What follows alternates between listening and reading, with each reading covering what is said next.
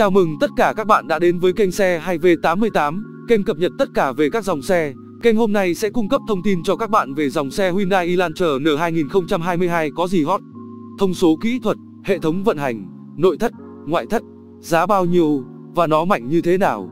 Mời tất cả các bạn cùng xem chi tiết nhé.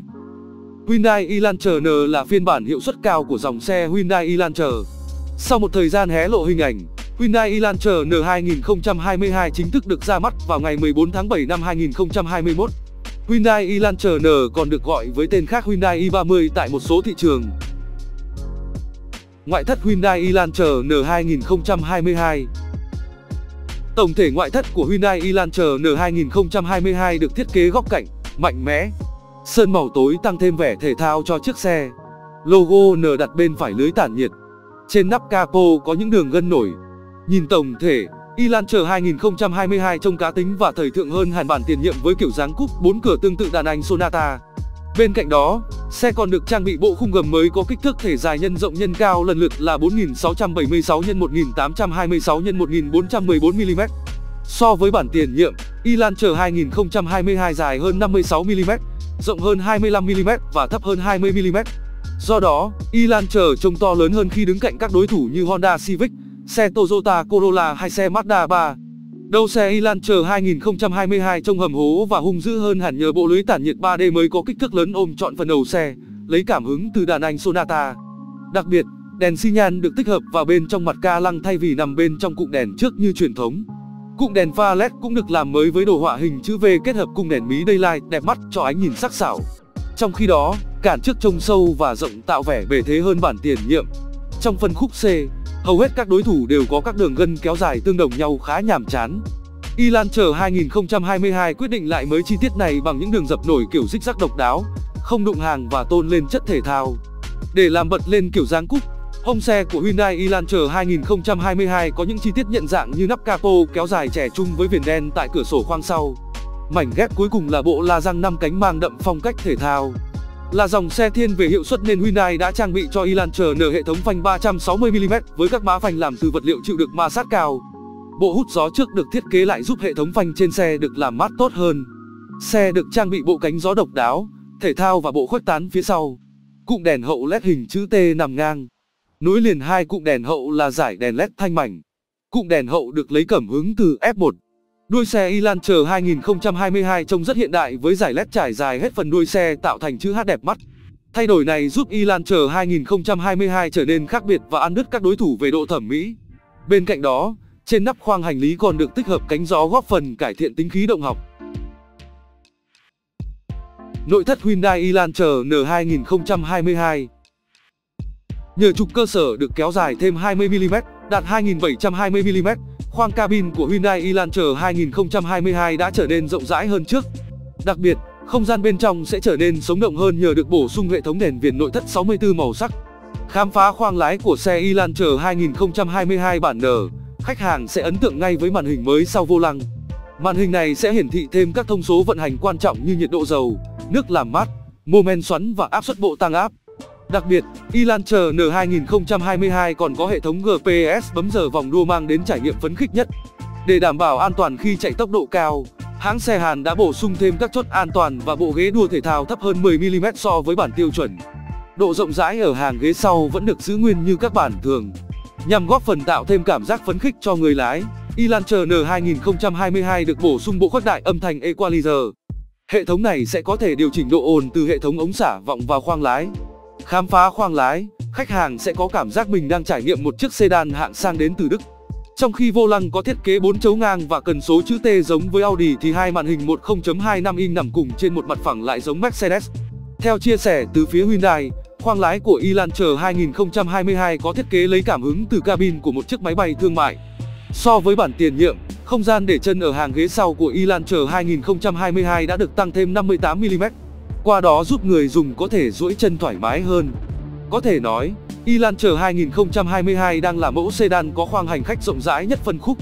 Về danh sách tiện nghi, màn hình thông tin trên Elantra 2022 bán N sẽ được bổ sung hệ thống có thể theo dõi vị trí trên đường đua, đồng thời tự động ghi lại thời gian vòng đua.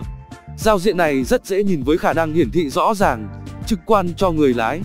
Ngoài ra, Chủ nhân còn có thể kiểm tra các phân tích sau từng chặng đua như tốc độ, thời gian vòng chạy, lực ly tâm khi vào cua thông qua ứng dụng N tải trên điện thoại. Từ đó, giúp chủ nhân có thể so trình với những người dùng khác. Bước sang thế hệ thứ 7, hệ thống thông tin giải trí của eLauncher 2022 đã được bổ sung hàng loạt các trang bị và tính năng mới như màn hình kép 10.25 inch, hệ thống ra lệnh bằng giọng nói, hỗ trợ kết nối Apple CarPlay và Android Auto kết nối không dây, hệ thống sạc không dây cho điện thoại thông minh, dàn âm thanh Bose 8 loa, chìa khóa kỹ thuật số cho phép khóa cửa, khởi động xe thông qua điện thoại Android hoặc thẻ từ NFC. Một lần nữa, eLauncher lại cho thấy mình hiện đại hơn bất kỳ đối thủ nào cùng phân khúc. Động cơ, vận hành và an toàn trên Hyundai eLauncher N 2022. Hyundai eLauncher N 2022 sở hữu động cơ tăng áp 2.0 lít quen thuộc. Tuy nhiên, cánh quạt của bộ tăng áp được tăng kích cỡ thêm 5mm, sản sinh ra công suất cực đại 276 mã lực, mô men xoắn cực đại 392 Nm.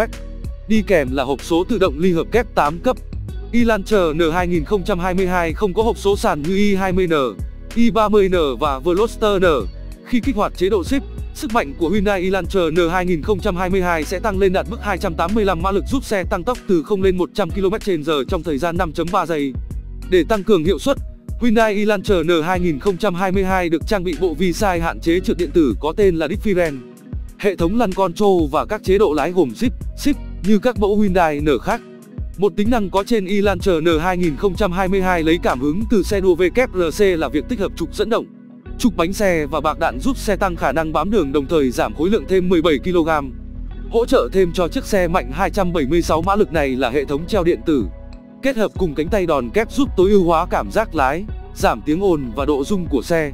eLauncher N 2022 được trang bị thanh giằng ở phía sau, vận hành êm ái, linh hoạt hơn. Đối với phiên bản động cơ truyền thống, xe vẫn dùng hộp số CVT cũ. Tuy nhiên, Hyundai cho biết hãng đã thay đổi phương thức kiểm soát sang số mới, qua đó giúp cải thiện cảm giác vận hành, khả năng tăng tốc và tối ưu lượng nhiên liệu tiêu thụ. eLauncher 2022 mới được giới thiệu có khả năng di chuyển linh hoạt hơn nhờ được sản xuất trên kết cấu K3 mới giúp cắt giảm trọng lượng. Cảm giác lái cũng được cải thiện so với đời trước nhờ trọng tâm được hạ thấp.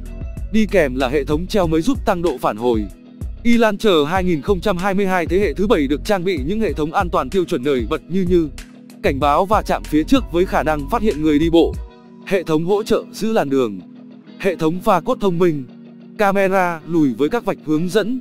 Ngoài ra, Hyundai còn mang đến cho khách hàng những hệ thống an toàn hiện đại tùy chọn như hệ thống kiểm soát hành trình thích ứng, hệ thống cảnh báo điểm mù, cảnh báo va chạm từ phía sau, hỗ trợ lái xe trên đường cao tốc, giúp xe di chuyển đúng làn đường và duy trì khoảng cách an toàn với xe phía trước, cảnh báo mở cửa rời xe an toàn.